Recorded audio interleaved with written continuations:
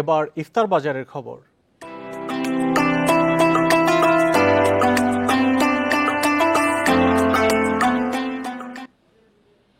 সাতক্ষীরার কালীগঞ্জ উপজেলার নলতা আহসানিয়া মিশনের উদ্যোগে এবারও চলছে ইফতার আয়োজন। প্রতিদিন এই আয়োজনে অংশ নেন ৬ থেকে ৮ হাজার মানুষ। এই আয়োজনে কাজ করছেন ২ শতাধিক স্বেচ্ছাসেবক। দেশের মধ্যে এটি সবচেয়ে বড় ইফতার জমায়েত বলে দাবি আয়োজকদের।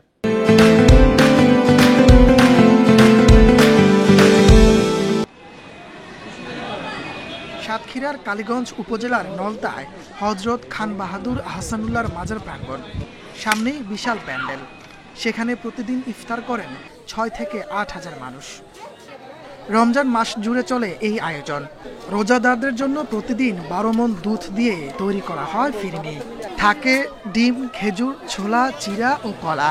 আমার বাসায় এখানে আমি ছোটবেলা থেকে ১৯৯৭ সাল থেকে এখানে ইফতারি করে আসছি। ইফতারি করার জন্য আমরা বেনাপোল থেকে আসছি। আমরা একটা গাড়ি নিয়ে ৫-৭ জন এখানে আসছি আর কি। ইফতার সামগ্রী তৈরিতে কাজ করেন ২ শতাধিক স্বেচ্ছাসেবক। সকাল থেকে সন্ধ্যা পর্যন্ত চলে বিশাল আয়োজনের কর্মযজ্ঞ। সিঙ্গাড়ায় ৬,০০০ আর ফিন্নি, ডিম, কলা, সিঙ্গাড়া আর হচ্ছে সুজি, ছোলা। আমরা কাজ করি স্বেচ্ছায়, অল্প মজুরিতে, শুধুমাত্র সোয়াবের আশায়। আমরা অন্য জায়গার থেকে কাজ বাদ দিয়ে এখানে এসে কাজ করি। প্রতিদিনের ইফতার আয়োজনে খরচ হয় অন্তত ৩.৫ লাখ টাকা। দেশ বিদেশের ভক্তরা এসব খরচ বহন করেন বলে জানান আয়োজকরা।